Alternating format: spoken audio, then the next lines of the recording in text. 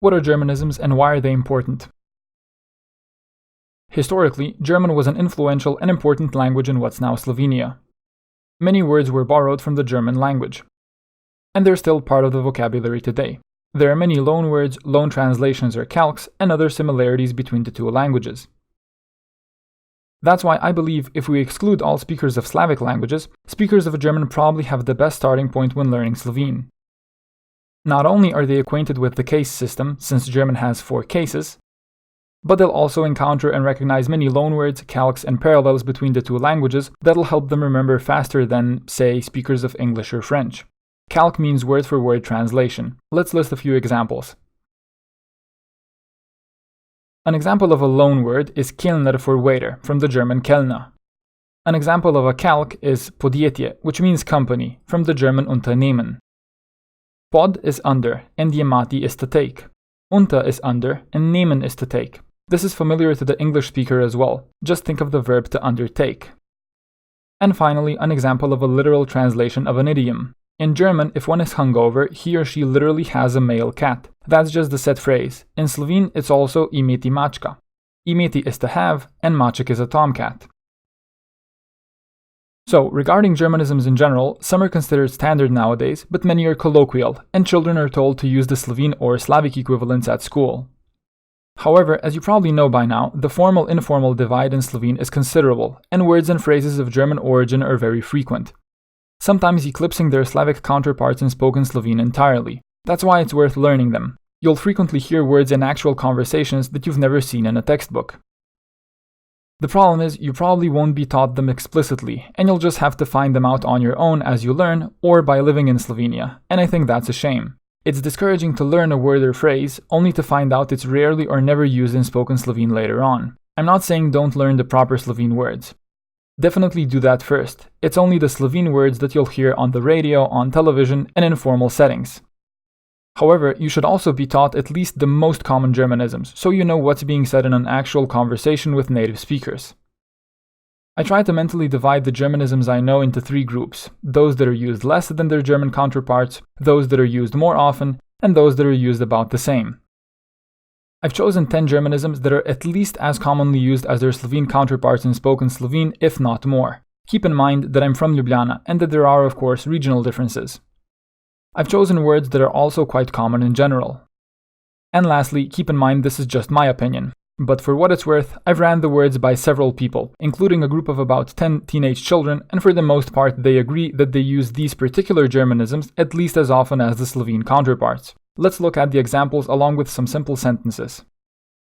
Saying Zeit instead of čas is very common. It's informal, but important nonetheless, and you'll hear it a lot, especially in negative sentences when saying I don't have time, for example. Imaš v torek popoldne čas? Imaš v torek popoldne Zeit? Do you have time on Tuesday afternoon? V torek popoldne nimam časa. V torek popoldne nimam cajta. I don't have time on Tuesday afternoon.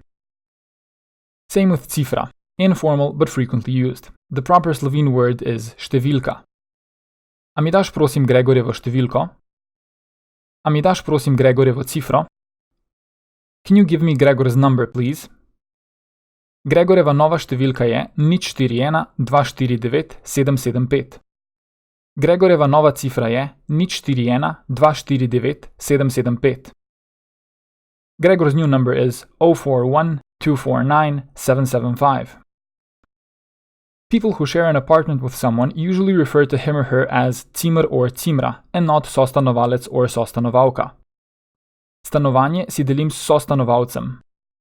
Stanovanje si delim s cimrom. I share the apartment with a roommate. S sostanovalcem se dobro razumeva. S cimrom se dobro razumeva. We get along well with my roommate. Folk is quite informal, but again often used. It refers to people in general. Grammatically, ljudje is plural and folk is always in the singular. Ljudje so tako nesramni. Folk je tako nesramen. People are so rude. Na koncertu je bilo veliko ljudi. Na koncertu je bilo veliko folka. There were a lot of people at the concert. Foter is not only informal, but verges on the derogatory, like saying my old man or something similar. However, it's used a lot simply to refer to one's father as well. Veš, da je njegov oče zdravnik? Veš, da je njegov foter zdravnik? Do you know his father is a doctor? Z očetom grem jutri v hribe. S fotrom grem jutri v hribe. I'm going hiking with my father tomorrow, or literally, I'm going to the hills with my father tomorrow. Glih or lih is used very often, and in my experience completely replaces ravno in spoken Slovene. This one is definitely worth remembering. It's used a lot and I never hear anyone say ravno. Ravno jem, pokličem te kasneje. Glih jem, pokličem te kasneje. I just sat down to eat, or I'm in the middle of eating, I'll call you later. Bi piškot? Ne, ravno zobe sem si umil. Bi piškot? Ne, lih zobe sem si umil. Want a cookie? No, I just brushed my teeth.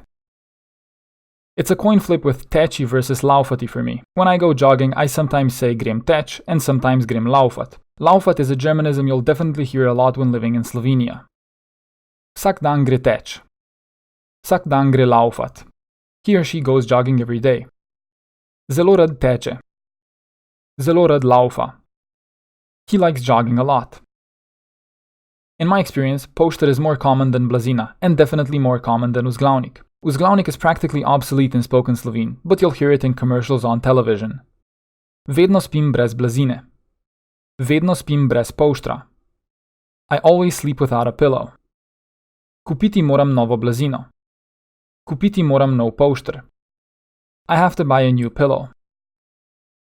Personally, I always say puter instead of maslo, but in cookbooks and on cooking shows, you'll of course hear maslo. Ni masla, pojdi prosim v trgovino. Ni putra, pojdi prosim v trgovino. There's no butter, go to the store please. Mi daš maslo prosim? Mi daš puter prosim? Can you pass me the butter please? And finally, a very common Germanism, and that's sicher. Along with glich or lich, I think those two are the most important ones out of the 10 we've listed today. They're well worth remembering. Zagotovo ne grem na koncert. Sicher ne grem na koncert. I'm not going to the concert for sure, or I'm definitely not going to the concert. Si prepričan? Si sicher? Are you sure? There are hundreds of Germanisms that are used as often or more often than their Slovene counterparts, but the thing is, they're not common words in general. They're often technical terms, or words that are used for example in construction, or anything that has to do with manual labor or machinery, like for example the words for screwdriver, drill machine, circuit tester, and so on. However, I'd say that at the very least there are 50 Germanisms like the one we've covered today, so words that are both common in general, and common when compared to their Slovene counterparts. It's well worth learning the other common Germanisms as well. Just ask your teacher or Slovene friends or acquaintances every now and then. Good luck, study hard, and aim for the stars.